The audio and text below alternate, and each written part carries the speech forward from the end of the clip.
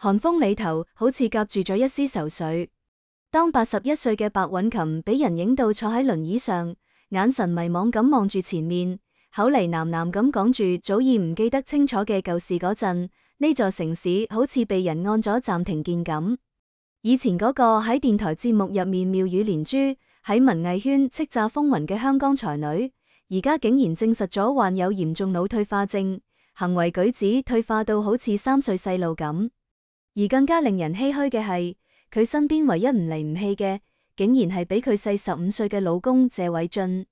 至於佢同前夫所生嘅仔，早就好遠走去美國，好多年都冇同阿媽聯繫，就算阿媽病得好重嗰陣，都拒絕相認。呢場晚年變故就好似一記重錘，打碎咗無數人對才女傳奇嘅美好想象，亦引發咗全網對親情、愛情同人生抉擇嘅深刻反思。香港媒體連續幾日跟蹤報道白韻琴嘅近況，畫面入面佢頭髮雪白，身形瘦削，坐喺輪椅上由謝偉俊推住行。當被人問到係唔係記得自己曾經主持過熱線訴心聲嗰陣，佢眼神空洞，好耐先吐出一句嗰係好耐以前嘅事啦，跟住就低頭擺弄住衣角，好似陷入咗另一個世界。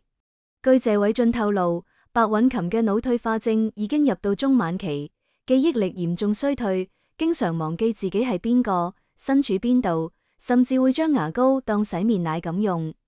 為咗防止佢走失，謝偉俊唔得唔喺屋企裝咗好多重門鎖，同埋減少佢出街嘅次數。就算出街，都一定要全程牽住佢嘅手，生怕一鬆手就會永遠失去佢。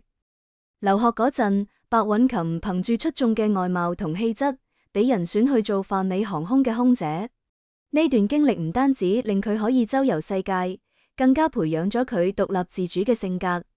佢曾經喺自傳入面回憶，喺飛機上，我見過各種各樣嘅人，有富到流油嘅商人，都有窮到窿嘅移民，有談笑風生嘅政客，都有沉默寡言嘅藝術家。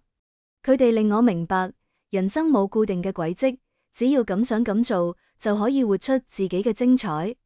呢段雲端之上嘅自由夢想，亦都為佢日後喺文藝圈嘅叛逆行為埋下咗伏筆。白韻琴返到香港，正式開始佢嘅跨界人生。佢先喺亞洲電視出演電視劇《武則天》，飾演皇后一角。雖然唔係主角，但憑住獨特嘅氣質同演技，俾觀眾留下咗深刻印象。跟住佢轉戰電台，主持情感類節目《熱線訴心聲》，用犀利直率嘅語言風格解答聽眾嘅情感困惑。同其他主持人過稀泥嘅態度唔同，白韻琴經常直言不諱咁建議聽眾結束唔健康嘅感情關係，甚至俾一部分聽眾指責為冷血。但佢卻堅持自己嘅原則，感情唔係慈善，勉強維持只會令雙方更加痛苦。與其互相折磨，不如痛痛快快放手。呢種敢講真話嘅風格，令佢迅速成為香港電台嘅當家花旦，節目收聽率長期排喺最前。除咗主持，白韻琴仲涉足文藝創作嘅好多領域。佢嘅散文投稿俾香港報社爭住刊登，之後集結成冊出版，成為暢銷書作家。佢開辦百能公關公司，憑住出色嘅社交能力同商業頭腦，喺公關界闖出一片天地。佢仲投資股票同房地產，雖然冇接受過專業訓練，但能夠憑住敏銳嘅洞察力同果斷嘅決策力賺到盆滿缽滿。據港媒報道，白韻琴最風光嗰陣，名下擁有30幾處物業，涵蓋香港、美國、拉斯維加斯等地，資產估值超過10億港元，真係名副其實嘅富婆。白韻琴同謝偉俊嘅相遇相當有戲劇性。謝偉俊仲係一名剛執業唔耐嘅實習律師，偶然間喺電台入面聽到白韻琴主持嘅熱線訴心聲，佢俾白韻琴直率犀利嘅語言風格深深吸引住，從此成為佢嘅忠實聽眾。為咗更加接近偶像，謝偉俊開始頻繁參加白韻琴主持嘅線下活動，甚至主動報名成為節目嘅嘉賓。喺一次關於法律同情感嘅討論中，謝偉俊憑住專業嘅法律知識同幽默嘅談吐，俾白韻琴留下咗深刻印象。活動結束之後，佢鼓起勇氣向白韻琴索要聯繫方式，並且表示：我想成為你嘅朋友，更加想成為可以保護你嘅人。當時嘅白韻琴已經經歷過一段失敗嘅婚姻，同緬甸首富之子結婚之後離婚，而且比謝偉俊大15歲，兩人嘅戀情一曝光，就引發咗軒然大波。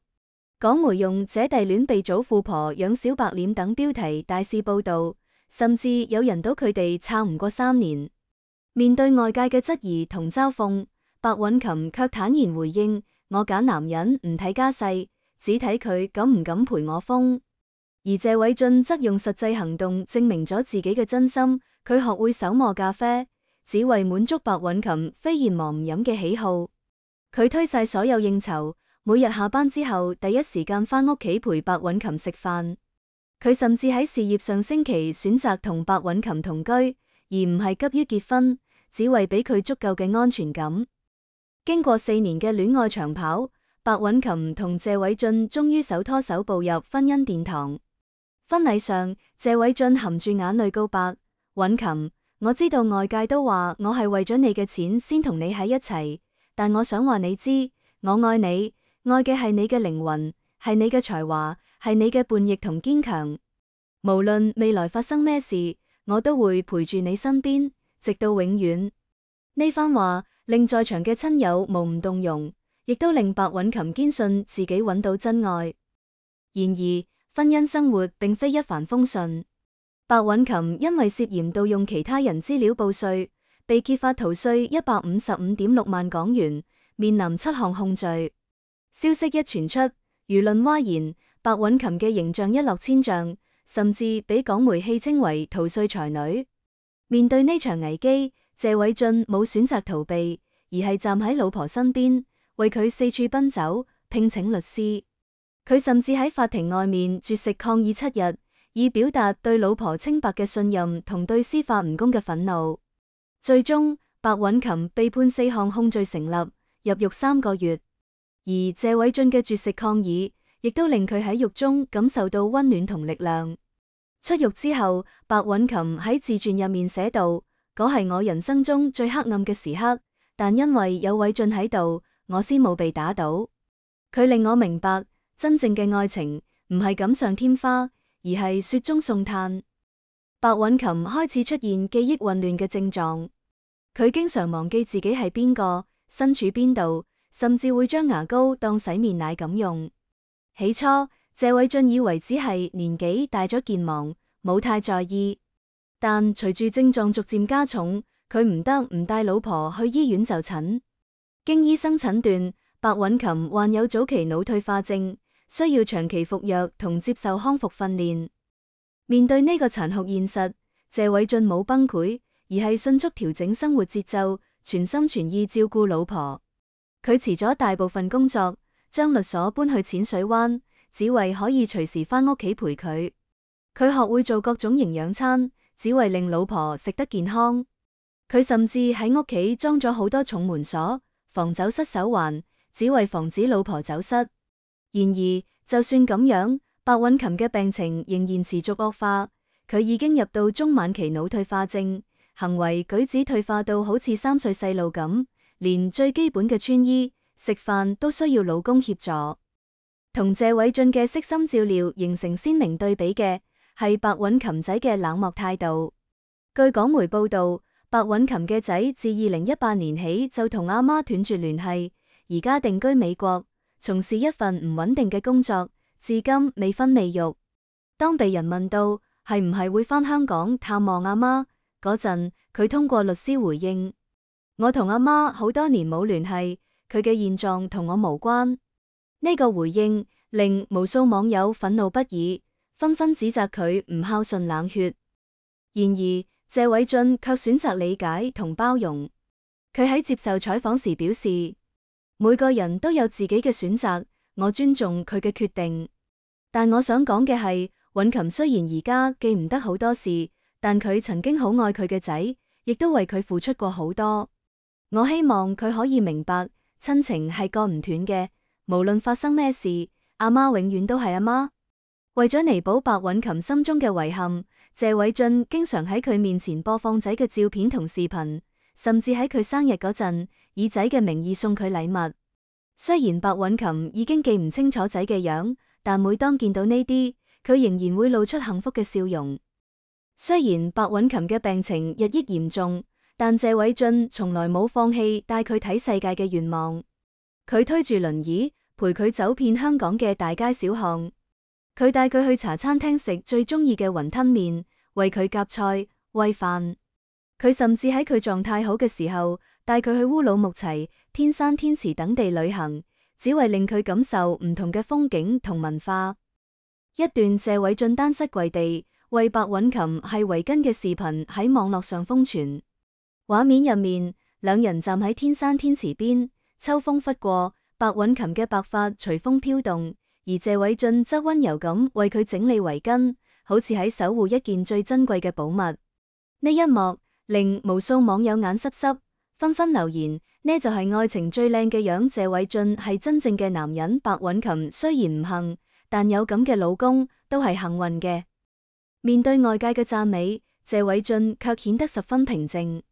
佢喺社交平台上面寫道：30年前，我承諾會陪韻琴直到永遠。30年後，我依然會堅守呢個承諾。佢而家可能記唔得好多事，但佢記得我愛佢。